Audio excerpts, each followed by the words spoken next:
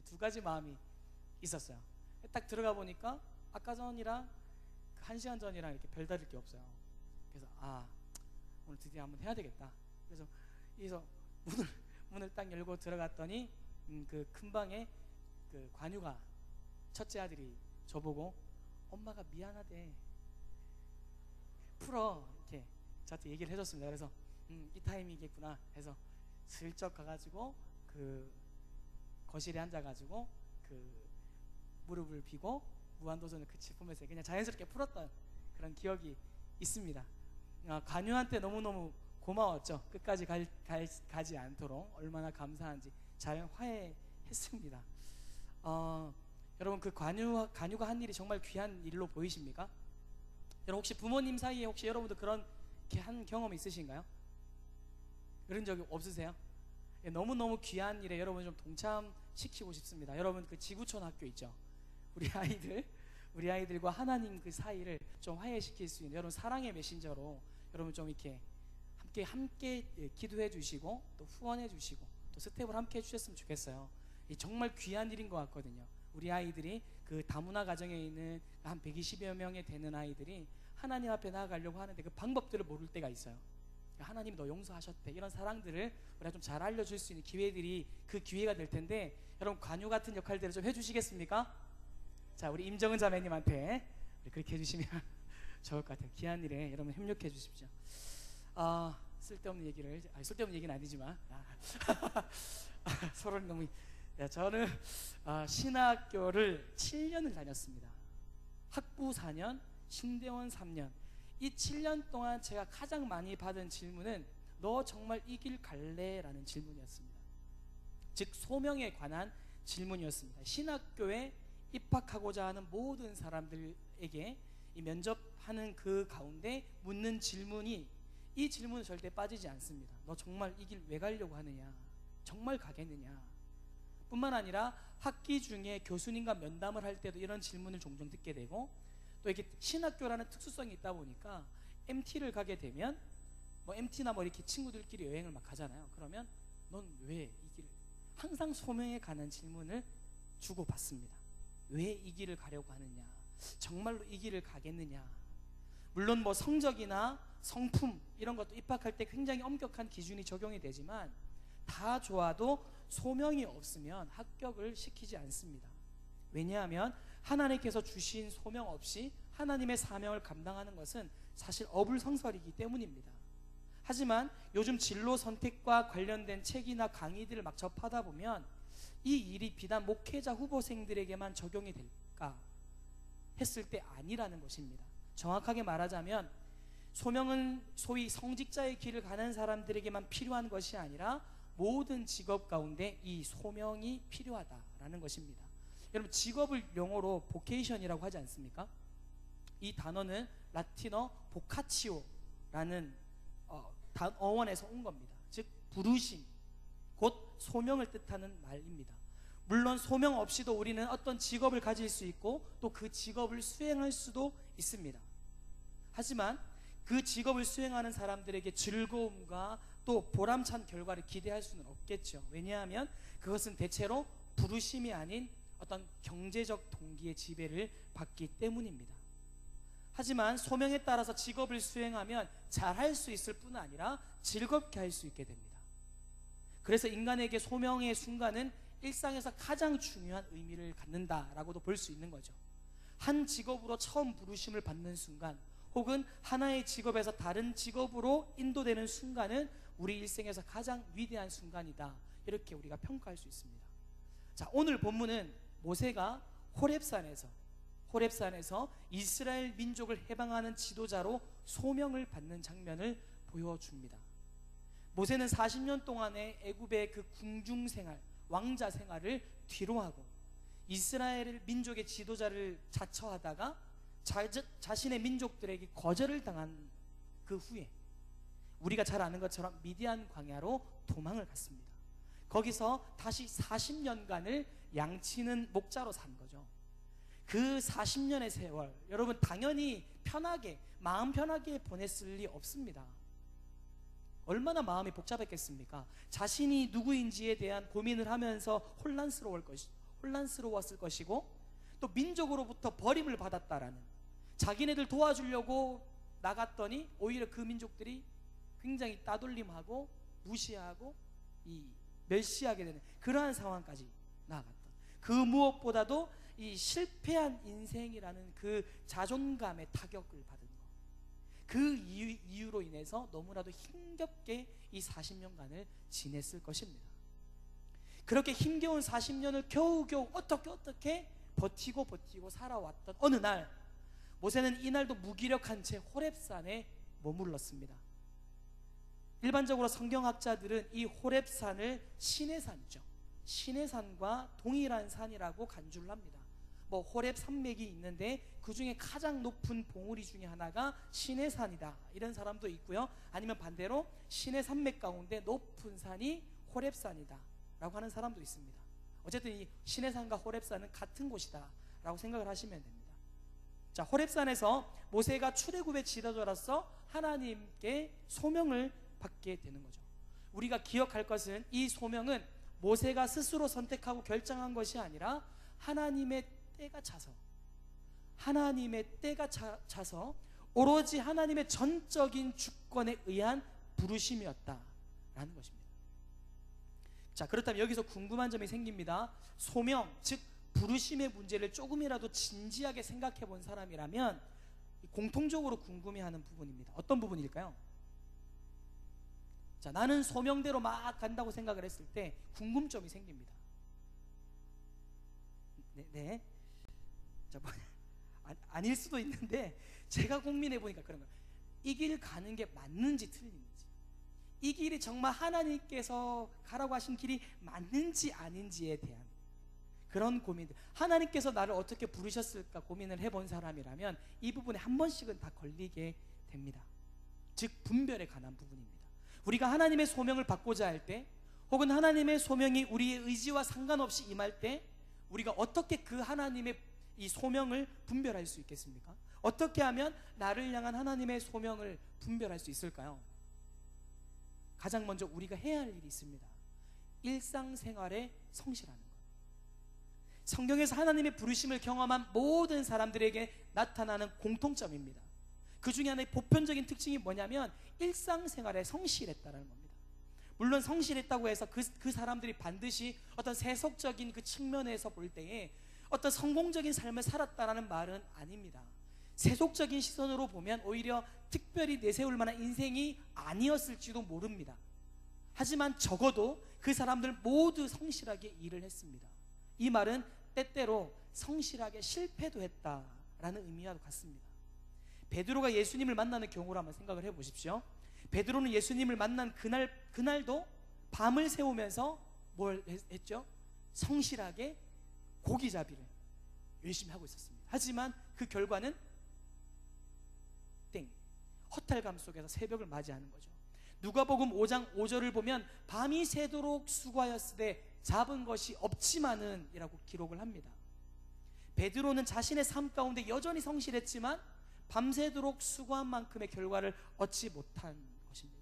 여러분, 베드로뿐이겠습니까? 예수님께서 12제자를 부르실 때를 보십시오. 그 12명 중 그 어느 누구도 한가롭게 놀면서 부르심을 받은 사람이 없습니다. 왜냐하면 성실성은 모든 사역의, 모든 소명의 바탕이기 때문입니다.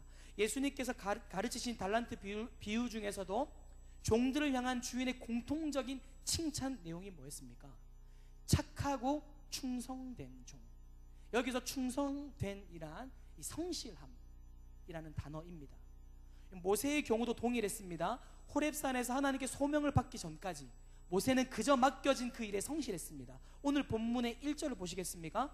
1절을 보시면 함께 읽겠습니다. 시작.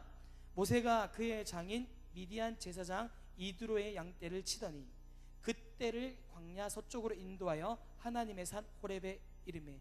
자, 보십시오. 모세 지금 뭐 하고 있나요? 양을 치고 있는 거죠.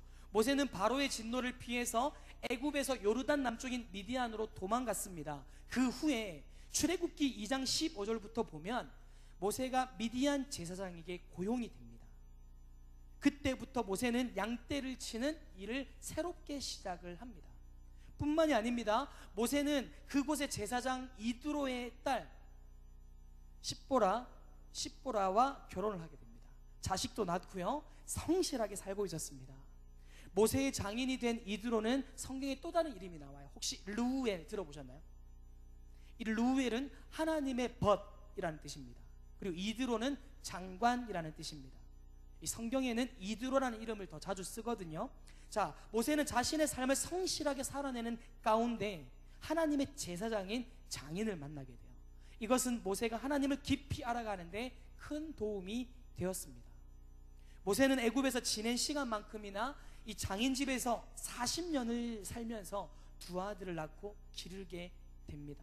출애굽기 18장 3절과 4절을 보시면 모세가 얻은 두 아들의 이름과 뜻이 나와요. 하나는 지용 형제, 하나는 자, 모세가 얻은 두 아들의 이름의 뜻, 게르솜, 엘리에셀이요. 자, 하나는 나그네라는 뜻의 게르솜, 또 하나는 하나님의 도우심이라는 뜻, 엘리에셀. 자, 우리는 이 두 아들의 이름에서 모세의 미디안 시절 40년은 세월을 정리해 볼 수가 있습니다.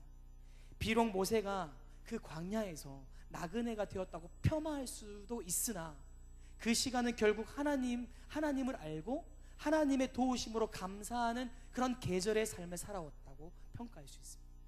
소명이 올 때까지는 그는 묵묵하게 평범한 생활로, 또 가장으로 어떤 그 가정들을 충실하게 성실하게 감당하며 살아왔다라는 것입니다. 여러분, 아직 소명이 없다라고 하는 사람이 있습니다. 모르겠다라고 하는 사람도 있습니다. 하지만 괜찮습니다. 일단 주님께서 인도하신 여러분의 미디안 있지 않습니까? 여러분의 미디안에서, 여러분이 서 있는 그 갈릴리에서 성실하게 하루하루를 살아내는 것, 이것이 우리에게 필요합니다. 어제 성실했던 것처럼 오늘도 그렇게 성실하기를 바랍니다. 자, 그 다음 우리는 하나님께서 인도하시는 그 인도하심에 마음을 열고 있어야 합니다. 즉, 하나님의 말씀을 들어야 한다는 겁니다. 여러분, 교회 직원분들이 아침마다 모여서 경건회와 회의를 하고 하루를 시작하는데요, 예전에 목사님께서 저희들에게 해주신 말씀입니다.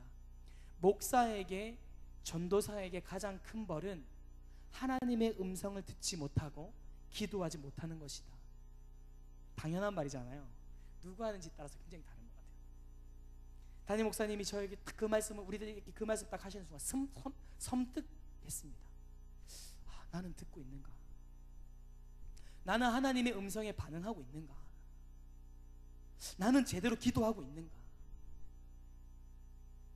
성실함을 모든 인생을 향한 어떤 가장 보편적인 요구라고 했을 때, 때로는 성실한 사람들도 소명에 응답하는 일에 실패하는 경우를 종종 보게 됩니다. 왜 그럴까요? 그것은 소위 일상성에 빠져버린 나머지 하나님의 손짓을 보지 못한, 하나님의 음성을 듣지 못하기 때문에, 다시 말하면 하나님의 인도에 자신의 어떤 생각과 마음들을 개방하고 살아가지 못하기 때문에 그렇습니다. 이 사람들은 하나님의 인도하심이 눈앞에 와도 그것을 알아차리지 못합니다. 그렇기 때문에 우리는 일상생활에 성실하면서도 소위 일상성에 빠지는 오류를 경계해야 합니다. 이것을 예수님이 다른 말로 뭐라고 말씀하셨냐면 깨어있으라, 이렇게 말씀하셨습니다. 예수님은 자신이 다시 올 것을 가르치면서 마태복음 24장 42절에 이렇게 말씀을 하셨습니다. 그러므로 깨어있으라, 어느 날에 너희 주가 임할는지 너희가 알지 못함이니라. 아멘. 여러분, 깨어있는 삶을 사는 저와 여러분 되기를 소망합니다. 그렇다면 깨어있지 못한 삶의 모습은 무엇이겠습니까? 같은 맥락 가운데서 예수님께서 이렇게 말씀하십니다. 마태복음 24장 38절 39절, 좀 졸리는 시간이니까 찾아볼까요? 마태복음 24장 38절 39절. 오늘따라 유난히 피곤해 보이십니다. 괜찮으시죠? 자, 마태복음 24장 38절 39절 함께 읽겠습니다. 시작. 홍수 전에 노아가 방주에 들어가던 날까지 사람들이 먹고 마시고 장가들고 시집가고 있으면서 홍수가 나서 그들을 다 멸하기까지 깨닫지 못하였으니 인자의 임함도 이와 같으리라. 뭐라고 말씀하셨습니까? 예수님께서 말씀하신 깨어있지 못한 삶은, 한마디로 말씀드리면 그것은 일상성에 빠진 사람들의 종말론적인 모습이었습니다. 예수님이 정죄하신 것은 뭐 마시고 장가들고 시집가고 그런 일상들이 아닙니다.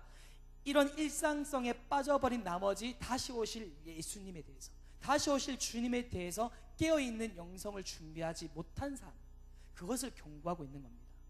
오늘 본문은 정말 다행히도 하나님의 사람 모세의 삶을 통해서 우리가 가야 할 길을 제시해 주십니다. 모세를 잘 보십시오. 모세는 일상에 성실했어요. 하지만 일상성에 빠지진 않았습니다. 적어도 하나님께서 자신의 인생에서 새 일을 시작하고자 신호를 보내실 때에 그것을 알아볼 만큼의 깨어있는 영성을 보존하고 있었다라는 것입니다. 모세는 들을 수 있는 사람이었고 하나님께로 시선이 가 있던 그런 영적 개방성을 가졌던 사람이었습니다. 모든 깨어있는 사람들에게는 공통점이 있습니다. 그것은 평범함 속에서 비범함을 본다는 것입니다. 혹은 일상 속에서 경이로움을 본다라는 것입니다. 사실 여러분 보십시오. 사막에서 떨기나무 보는 것은 당연한 일입니다. 당연한 일이에요. 본문에 언급된 떨기나무는 아카시아과에 속하는 가시나무, 사막의 거주자나 여행자들에게 매우 일상적인 볼거리가 바로 이 떨기나무입니다. 그런데 모세는 불이 붙었는데도 이 떨기나무가 타지 않음에도 주목하고 그것을 계속해서 묵상합니다. 아마도 자기 민족 이스라엘을 잊지 못하고 있다 보니까 이 떨기나무의 존재가 자기 민족의 정체성으로 비춰졌을지도 모릅니다. 고난의 가시밭길을 걷던 이스라엘이었지만 하나님의 그 긍휼히 여기심으로 그래도 구사일생으로 애굽 땅 그 고센이요, 그 고센에서 모질게 생존하고 있는 자기 민족의 모습, 이 모습이 오버랩 되었을 수도 있습니다. 아니, 좀 더 나아가서 이 떨기나무에서 모세는 자신의 삶을 봤을 수도 있습니다. 태어나자마자 나일강에 던져졌잖아요. 그런 불행한 처지들, 출생과 동시에 생존을 걱정해야만 했던 그런 기구한 인생, 그럼에도 불구하고 갈대 상자의 섭리로 아직도 이 척박한 사막에서 생존하고 있는, 목숨은 붙잡고 있는 그런 사실들이 이 불타고 있는 광야의 가시나무의 운명과 너무나도 닮았다라는 생각을 했을 것입니다. 하지만 언제라도 이 모세는 언제라도 다가올 새로운 그 자기 운명에 자신의 존재를 열고 있었다는 거예요. 하나님께서 나를 어떻게 사용하실까? 이런 그의 영적 개방성이 마침내 그를 하나님의 산 호렙으로 인도했다고 할 수 있습니다. 기억하십시오. 하나님께서 원하시는 것은 무엇입니까? 하나님께서 오늘 하루 나에게는 무엇을 원하십니까? 라고 한마디로 기도를 시작하는 것, 하나님의 뜻을 보기 원합니다 라고 그 방향성을 갖추고 있는 것, 이것이 너무너무 중요합니다. 자, 세 번째, 우리가 좀 더 나아가야 합니다. 듣는 것에서 머무른다면 그것은 변화를 가져올 수는 없습니다. 말로만 주님의 뜻이 무엇입니까? 하는 것은 별 의미가 없는 거죠. 방향 자체를 바꾸는 것이 중요하다는 겁니다. 듣는 것에서 머무르지 말고 변화로 나아가야 됩니다. 우리는 하나님의 소명에 진지하게 응답하고 즉 순종해야 된다는 것입니다. 하나님의 손짓이 보이기 시작할 때가 있습니다. 여러분 막 기도하면서 막 그렇게 나아갈 때 하나님의 손짓이 희미하지만 그렇게 보일 때가 있습니다. 하나님의 음성이 들리기 시작할 때가 있습니다. 하지만 그렇다고 해서 모든 하나님의 사람들이 처음부터 하나님의 소명 앞에 적극적으로 되는 것은 아닙니다. 모세도 보십시오. 모세도 할 수만 있으면 피하려고 했습니다. 이것은 출애굽기 4장에 기록되어 있습니다. 모세가 변명을 해요. 무엇보다 뭐라고 하냐면 나는 말을 잘 못합니다. 내 백성을 어떻게 설득하겠습니까? 이렇게 변명을 합니다. 그랬더니 하나님이 이렇게 말씀하셔요. 출애굽기 4장 11절 12절 제가 읽어드릴게요. 여호와께서 그에게 이르시되 누가 사람의 입을 지었느냐? 누가 말 못하는 자나 못 듣는 자나 눈 밝은 자나 맹인이 되게 하였느냐? 나 여호와가 아니냐? 이제 가라. 내가 네 입과 함께 있어서 할 말을 가르치리라. 아멘이십니까? 자, 무슨 말입니까? 하나님께서 주신 소명 앞에 변명하지 말라는 겁니다. 내가 너로 필요한 말을 하도록 도울 것이고 필요하다면 곁에서 너를 대변할 사람도 함께 보내겠다라는 뜻입니다. 실제로 그의 형 아론을 출애굽 여정의 동반 리더로 세우셔요. 동행하게 하십니다. 사실 40년 전에 청년 모세는 자신만만했지 않습니까? 하지만 동족들에게 외면당하고 바로에게 쫓겨난 그 다음에 미디안 광야에서 목자 생활 40년을 하면서 자신감을 많이 상실했습니다. 그런 모세를 이제 80년 만에 하나님께서 진지하게 부르셨습니다. 그 이유는 무엇이었을까요? 무디 목사님은 모세의 인생을 살펴보면서 3단계로 나누어서 설명했던 적이 있습니다. 들어보시겠습니까? 1단계, 애굽 궁중에서의 왕자 모세가 굉장한 존재로 자신을 착각한 시절, 이게 1단계다. 굉장한 자신감. 2단계, 미디안 사막의 목자 모세가 아무것도 아니구나 라고 자기 존재를 새롭게 발견했던 시절, 이게 2단계. 3단계는 이제 출애굽의 사명을 위해 부름받은 지도자 모세를 가리켜서 하나님께만 자신의 존재를 의탁하는 시절, 이게 이제 3단계라는 겁니다. 너무 탁월하지 않습니까? 여러분들에게 적용 한번 해보면 좋겠습니다. 아무것도 아닌 존재로 나를 인정하는, 나를 발견하는. 두 번째는 1단계가 나를 굉장히 대단한 존재로 착각했던 시절, 2단계가 나는 아무것도 아니구나, 3단계가 나는 하나님만 의지해야 되겠구나. 여러분은 어떤 단계에 와 있으십니까? 하나님께서 우리를 부르실 때 중요한 것은 굉장한 응답이 아니라 진지한 응답입니다. 진지한 대화입니다. 무엇보다도 도망가지 마시길 바랍니다. 이제 솔직한 응답을 하시길 바랍니다. 내가 과연 할 수 있느냐 못하느냐가 중요한 것이 아닙니다. 하나님이 부르신다면 적어도 도망은 안 가겠다라고 응답을 해야 합니다. 할 수만 있다면 순종해야겠다, 그렇게 응답해야 합니다. 그것이 바로 여러분 책임감입니다. 책임을 영어로 여러분 responsibility, 영어 비슷한데, 자, 반응이라는 response라는 단어와 능력이라는 ability가 합쳐져서 responsibility라고 하지 않습니까? 네. 영어 할 때마다 굉장히 소극적이어지는 것 같아요. 여기 다 발음 괜찮나요? 용기를 주십시오. 네. 녹화가 되고 있으니까 큰 소리로. 네. 자, 무슨 말이냐면 진지하고 적절하게 반응하면서 응답에 따른 그 일을 수행할 능력은 주님께로부터 온다라는 그런 고백이 바로 이 단어라는 겁니다. 내가 반응은 하지만 내가 할 수 있는 그 능력은 주님께로부터 온다. 자, 예수님께서 제자들을 향해서 품었던 소명을 생각해 보십시오. 마태복음 4장 19절입니다. 뭐라고 말씀하시냐면, 말씀하시되 나를 따라오라, 내가 너희를 사람을 낚는 어부가 되게 하리라 하시니. 여기서 따라오라는 것은 명령입니다. 우리의 책임은 따라가는 순종입니다. 그렇게 순종하면 사람 낚는 어부가 되는 능력, 그것은 그분이 공급해 주시겠다는 거예요. 다시 모세의 경우로 돌아보십시오. 출애굽기 3장 4절입니다. 3장 4절, 요걸 같이 읽겠습니다. 출애굽기 3장 4절 함께 읽겠습니다. 시작. 여호와께서 그가 보려고 돌이켜 오신 것을 보신지라 하나님이 떨기나무 가운데서 그를 불러 이르시되 모세야 모세야 하시매 그가 이르되 내가 여기 있나이다. 내가 여기 있나이다. 성경을 보면 하나님이 중요한 사명을 위해서 진지하게 부르실 때는 한 번만 부르시지 않습니다. 아브라함을 부르실 때도 그랬죠.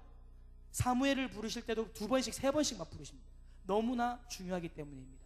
우리가 단 한 번 주어진 기회로 이 중요한 부분을 놓치지 않기를 원하시기 때문입니다. 하나님이 부르실 때 아직 소명의 내용을 다 몰라도, 자신의 능력을 신뢰할 수 없어도 그냥 모세처럼 내가 여기 있습니다 라고 여러분 대답하시기를 바랍니다. 그것이 시작입니다. 그 순간 우리가 서 있는 그 땅은 거룩한 사역이 시작되는 출애굽이 될 것입니다. 거기서부터 우리의 출애굽은 시작될 것입니다. 자, 말씀을 맺기 전 한 농부의 이야기를 나누고자 합니다. 이 농부는 가난했고 가진 것이라고는 대나무 씨앗밖에 없었습니다. 그 농부는 씨앗들을 심고 기다렸습니다. 그런데 1년이 지났는데 아무것도 올라오지 않는 거예요. 2년이 지났을 때도 역시 아무것도 올라오지 않는 겁니다. 3년이 지났는데 4년이 지났는데도 마찬가지였습니다. 사람들이 말했습니다. 운 나쁘게도 안에서 씨앗이 썩어버린 모양이야. 그만 땅을 갈아 엎는 게 좋겠어. 하지만 농부는 포기하지 않고 기다렸습니다. 5년째 되던 어느 날 대나무 싹이 지면을 뚫고 올라오는 것이 보였고, 그 다음부터는 무서운 속도로 자랐습니다. 하루에 한 자씩 폭풍처럼 자라더니 6주가 지난 다음 그 대나무들은 무려 15m가 넘는 대나무 숲을 이루었습니다. 이 농부는 그 대나무로 해서 큰 이득을 얻게 되었습니다. 이 나무 이름 혹시 아시나요? 모소라는 대나무입니다. 중국의 동부 지방에만 서식하는 희귀한 대나무입니다. 이 대나무는 이 순을 내기 전에 먼저 뿌리를 땅속 사방 수십 미터까지 뻗어 내려갑니다. 그래서 일단 자라기 시작하면 뿌리에서 보내주는 엄청난 양의 양분 덕분에 순식간에 키가 자란다는 겁니다. 이를테면 5년이라는 기간은 뿌리를 내리는 준비 기간이라 인내의 시간인 셈입니다. 오랜 시간 동안 자신을 감추고 뿌리를 가꾸면서 준비하고 기다렸다가 때가 되면 힘차게 도약하는 겁니다. 여러분 힘내시기를 바랍니다. 여러분 그리고 승리하고 인내하기를 간절히 바랍니다. 일상생활에 성실하는 것, 하나님의 음성을 듣는 것, 그 들은 말씀에 순종하는 것, 여러분 어느 것 하나 쉬운 것이 없습니다. 어떤 면에서는 뼈를 깎는 고통이 따를지도 몰라요.